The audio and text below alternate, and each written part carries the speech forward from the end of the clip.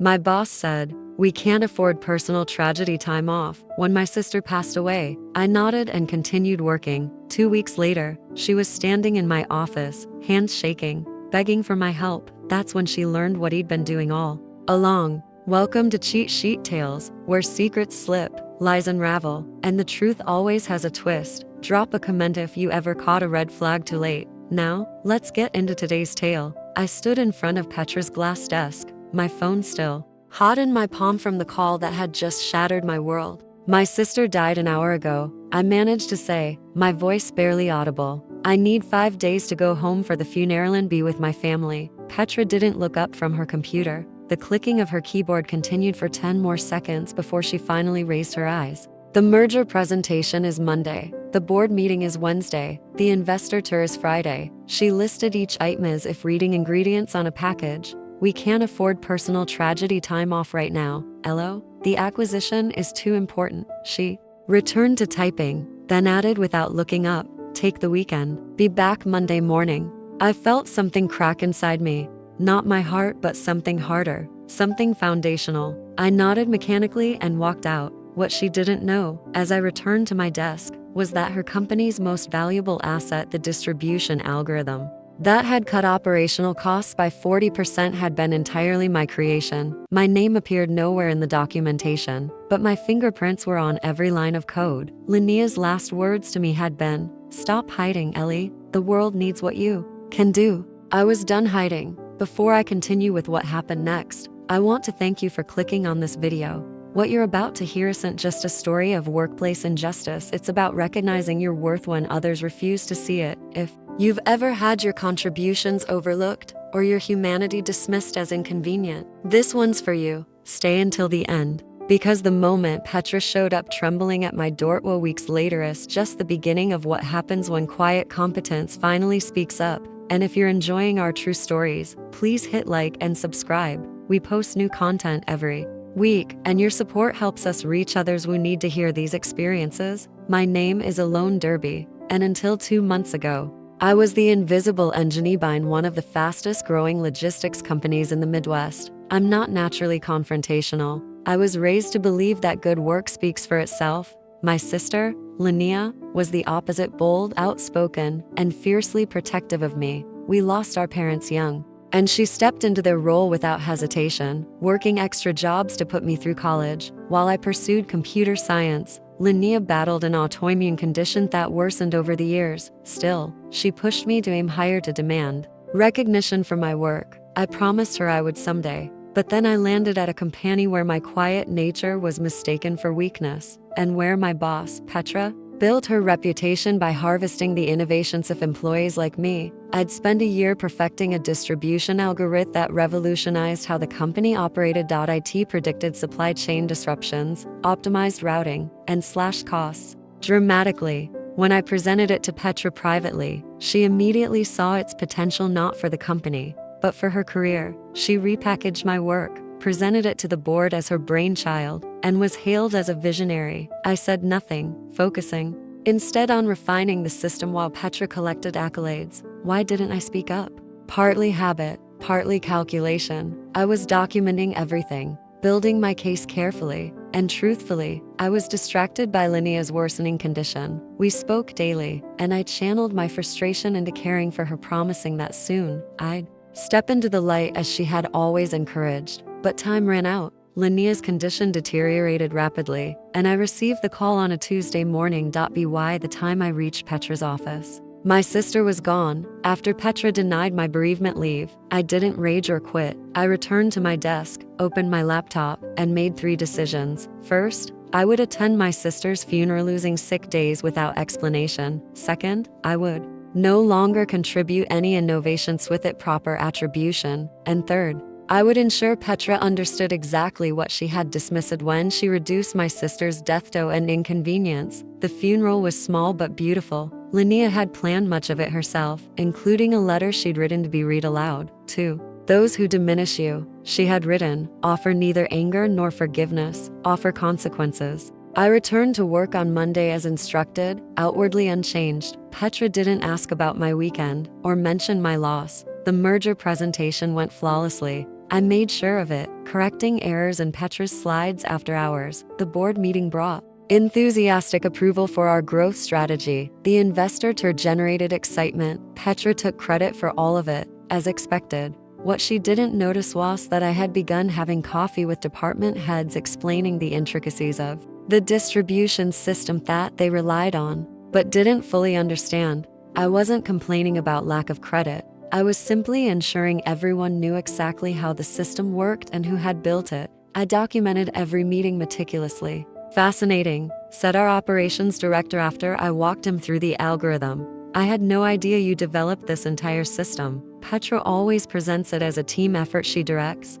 I smiled. Knowledge transfer is important for company resilience. If anything happened to me, the company would need to understand how everything works. By the end of the week, I had quietly educated every key person in the company about my role. Not accusatory, not bitter, just factual. I also reached out to 3 industry contacts who had expressed interest in our distribution methods at the last trade show. We scheduled coffee meetings for the following week. Meanwhile, the acquisition Petra prioritized over my bereavement was showing signs of trouble. The potential buyers were impressed by our efficiency metrics, but had concerns about sustainability. They wanted to meet with the innovation team behind the distribution system, the system Petra had claimed as her own creation. They're sending their technical team on Thursday, Petra announced in the Monday morning meeting. I need everyone prepared to demonstrate how our system works. Her eyes slid past me, as if I were wallpaper. Will you be leading the technical presentation? Asked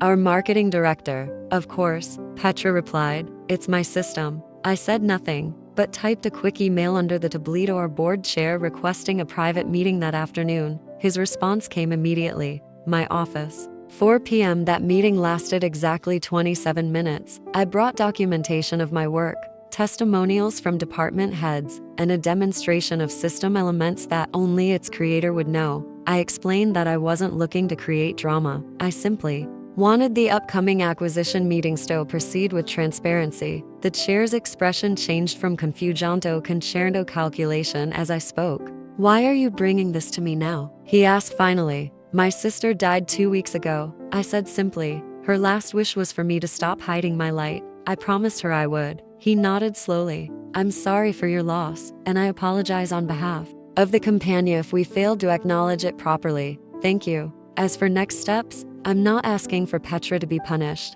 I'm asking for the opportunity to represent my own work to the acquisition team and for proper attribution going forward. He studied me for a long moment. Let me discuss this with the other board members. I'll be in touch tomorrow. I thanked him and left uncertain what would follow, but feeling Linnea's presence like a hand on my shoulder. The next day passed. Without word from the board, I continued my work, finalizing preparations for the acquisition team's visit. Petra seemed increasingly tense, checking her phone constantly, disappearing for long stretches. I later learned she'd been called into multiple emergency board meetings. On Wednesday morning, I arrived to find an email requesting my presence in the conference room at 9:00 a.m. When I entered, the entire board was seated along with our legal counsel. Petra was not present. Alone, the chair began. We've spent the past day verifying the information you shared. We've also reviewed communications and presentations from the past year. I nodded, waiting.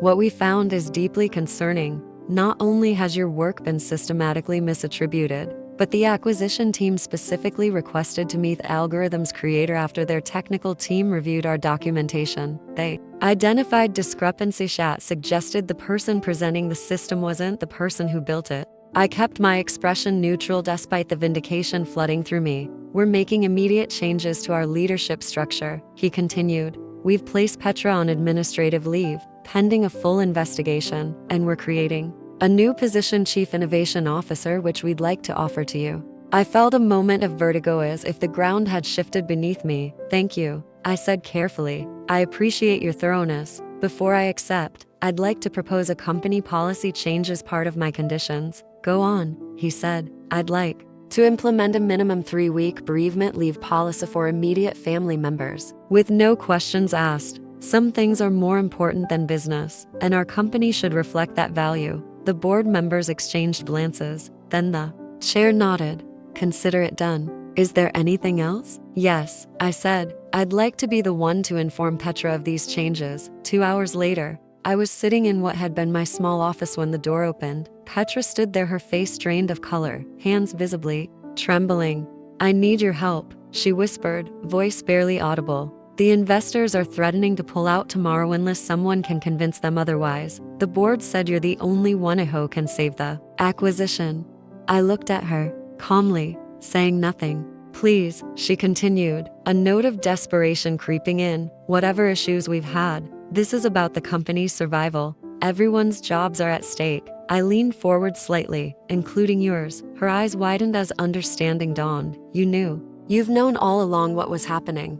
That you took credit for my work?" "Yes." "That you built your reputation on the innovations of others?" "Absolutely." "That you denied me the chance to say goodbye to my sister properly because an acquisition meeting was more important." "That part I'll never forget." Petra swallowed hard. "I can explain." "There's no need," I interrupted gently. "The board has already made their decision." I stood and walked around my desk, handing her a document. "This isn't a termination notice. It's a reassignment. You're being moved to project support. You'll be working under the new Chief Innovation Officer." Her hands shook as she took the paper. "And who would that be?" "Me," I said simply. The color drained further from her face. "You can't do this. I built this department. No, Petra, you didn't build anything. You took credit for what others built, and now everyone knows it." She stared at me, recognition finally dawning. "This isn't about the work at all, is it? This is about your sister. This is about consequences." I corrected her. "My sister taught me that some lessons can only be learned through experience.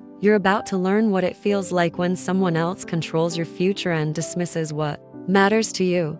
I gestured to the chair across from my desk. "Now, let's discuss how you're going to support me in tomorrow's acquisition meeting. After all, we can't afford any personal tragedies right now. The acquisition is too important." Petra sank into the chair, the paper trembling in her hands. "You've been planning this," she whispered, not a question, but a realization. No, I corrected her. "I've been doing my job exceptionally well while documenting everything. The planning only started when you showed me exactly who you were 2 weeks ago." Her eyes narrowed slightly. So, this is revenge. I leaned back in my chair and considered her. Is it revenge to want credit for your work? Is it revenge to expect basic human decency when facing a personal tragedy? Or is it simply balance? I opened my laptop and turned it to face her. On the screen was tomorrow's presentation for the acquisition team. "Your name isn't anywhere on this," she noted, scrolling through. "Neither was mine on any of the presentations Sia gave using my work." I replied calmly. "The difference is I'm giving you a chance to contribute. Your institutional knowledge is valuable." "Petra, I'm not erasing you. I'm repositioning you." Something shifted in her expression, a flash of comprehension followed by calculation. I recognized it immediately. Petra was looking for leverage, for a way to turn this situation to her advantage. "The acquisition team respects me," she said, straightening slightly. "They've been dealing with me for months. If I suddenly disappear or appear demoted, they'll get nervous." "You're right," I acknowledged. "That's why you'll be introducing me tomorrow as the creator of the distribution system and expressing how proud you are of nurturing talent. You'll explain that our restructuring grilled our commitment to innovation leadership." Her laugh was brittle. "And why would I do that?" I closed my laptop gently. "Because the alternatives, the board releasing their findings about systematic credit misappropriation. Because 3 potential employers have already contacted me about bringing my distribution system to them, and I've declined. Out of loyalty to this company. Because deep down you know this outcome is more merciful than what you deserve." Petra stared at me, trying to gauge how much of this was bluff. I held her gaze steadily until she looked away. "What do you need me to do?" she asked finally, defeat edging into her voice. I pulled out a folder. "Here's the script for tomorrow. Review it tonight. We'll meet at 7 a.m. to rehearse. One more thing." I opened my drawer and placed a small silver frame on my desk. Inside was a photo of Linnea laughing on a beach from our last vacation together. "This stays on my desk during every meeting as a reminder of what matters." Petra glanced at the photo, then quickly away. "Is that her? Your sister?" "Yes."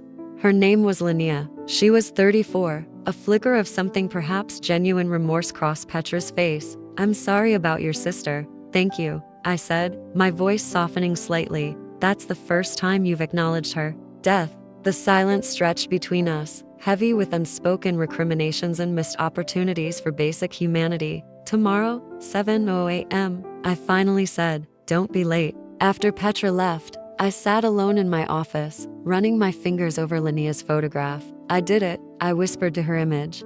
"Not how you would have. You would have been much louder, but I did it." I could almost hear her laugh, feel her hand squeezing my shoulder. That's my quiet hurricane sister. The acquisition meeting the next morning went precisely as planned. Petra performed her role flawlessly, introducing me as the brilliant mind behind our revolutionary distribution system. If the acquisition team noticed the tension beneath her polished presentation, they didn't show it. When it was my turn to speak, I demonstrated aspects of the algorithm that only its creator could explain. The technical team leaned forward in their chairs, their questions becoming increasingly enthusiastic. By the end of the presentation, the lead investor was discussing implementation timelines rather than whether to proceed. "I'm curious," their CTO asked during a break. "Why haven't we met you before now? Alone?" Before I could answer, Petra stepped in smoothly. "That's on me. I've been too focused on presenting results without properly highlighting the team behind them.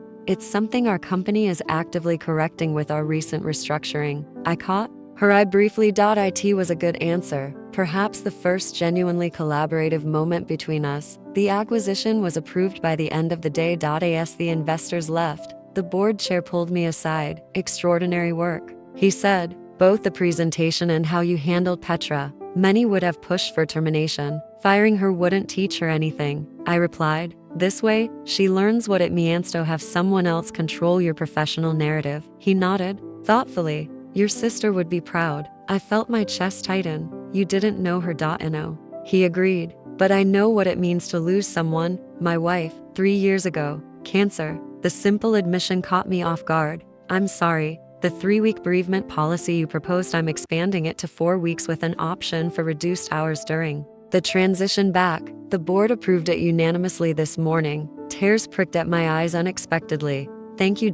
No. Thank you for reminding us that companies are made of people, not just productivity metrics." That evening, I stayed late, sitting in my new office, Petra's former space, which I'd already begun transforming. The floor-to-ceiling windows offered a view of the city lights merging as dusk fell. I was reviewing department budgets when a knock came at my door. Petra stood there, looking smaller somehow with it her usual commanding presence. "Do you have a minute?" I gestured to the chair opposite my desk. "Of course," she sat, placing a sleek leather portfolio on the desk between us. "This contains all the client contacts and relationship notes I've maintained over the years. Some of it isn't in the company system." She pushed it toward me. "You'll need it." I opened the portfolio, surprised by the meticulously organized contents. "This is comprehensive. I built those relationships over a decade," she said quietly. "Whatever else you think of me, I did that part well." I nodded, acknowledging the truth in her words.